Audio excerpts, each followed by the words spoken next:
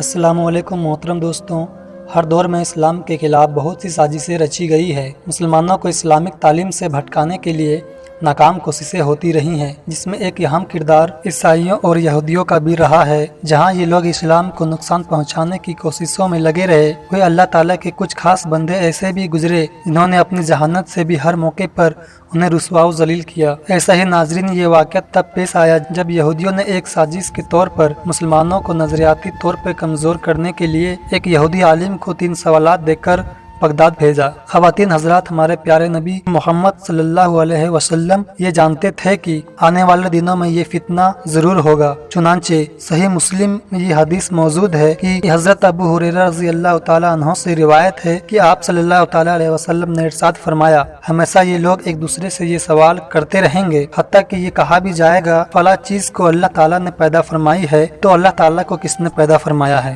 جو شخص ایسا سنے تو وہ کہے کہ میں اللہ پر ایمان لایا ہوں۔ خواتین حضرات، یہ واقعہ عبد الملک بن مروان کے دور کا ہے، جب بغداد کو علم حکمت کا گھر سمجھا جاتا تھا۔ یہودیوں نے اسلام کو نظریاتی طور پر کمزور کرنے کے لیے ایک یہودی عالم کو 3 سوالات دے کر بھیجا گیا، جو بہترین آواز کے ساتھ بولنے والا شخصیت کا حامل تھا۔ اس نے سب سے پہلے بغداد میں آ کر ایک بڑی مسجد کا انتخاب کی جہاں اس سے زیادہ شخص مل سکتے تھے۔ پھر اس نے سمے در سمے لوگوں کے سامنے اپنے سوالات رکھے، جس کا جواب عام آدمی تو کیا وہاں کے عالم دین بھی نہ دے سکے۔ اس کے علاوہ یہ بہت ہی مسجدوں میں یہ فتنہ پھیلانا شروع کر دیا، ہر کسی کو اپنے سوالات سے کمزور کرتا گیا۔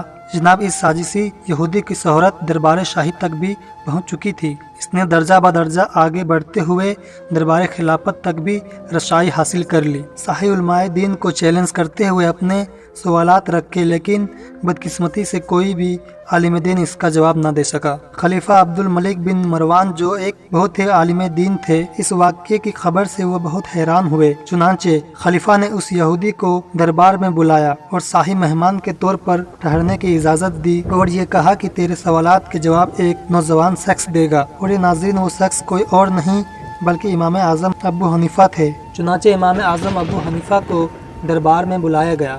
انہوں نے آتے ہی فرمایا کہ میں ان 3 سوالوں کا جواب دوں گا۔ یہودی من میں ہی سوچنے لگا کہ یہ نوجوان ان سوالوں کا جواب کیا دے گا جو بڑے بڑے عالم دین نہ دے سکے۔ چنانچہ اس یہودی عالم نے بڑے ہی روب اور دبدبے کے ساتھ اپنا پہلا سوال کیا کہ اگر اللہ ایک ہے تو ان سے پہلے کیا تھا؟ ابھی وہ اتنا ہی بول پایا تھا کہ امام اعظم ابو حنیفہ نے اسے روکتے ہوئے کہا، تم سوال کرنے والے ہو اور میں جواب دینے والا، تم مانگنے والے ہو جبکہ میں عطا کرنے والا۔ پھر سوالات کی شروعات ہوئی۔ یہودی نے فرمایا، مجھے بتایا جائے کہ اللہ سے پہلے کیا تھا؟ امام اعظم نے اطمینان کے ساتھ فرمایا کہ آپ گنتی شمار کرو، جس پر اس یہودی نے گنتی گننا شروع کر دیا۔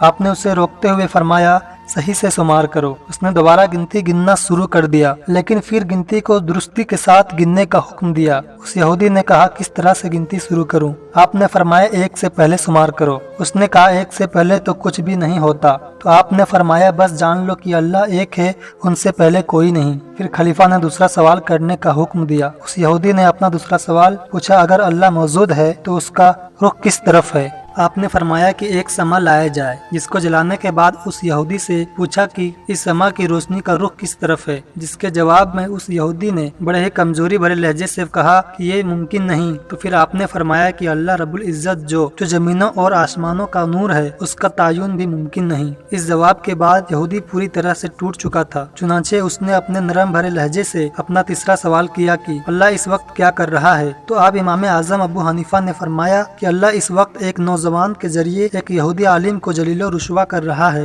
امام اعظم کے ان جوابوں کے بعد تمام لوگوں کے چہرے کھل اٹھے۔ یہ فتنہ ہمیشہ کے لیے خاموش ہو گیا۔ امید ہے دوستوں آپ کو یہ ویڈیو پسند آیا ہوگا۔ اسے لائک اور زیادہ سے زیادہ شیئر کریں۔ ہمارا اگلا ویڈیو آنے تک اپنا اور اپنوں کا بہت سارا خیال رکھیے گا۔ تب تک کے لیے اللہ حافظ۔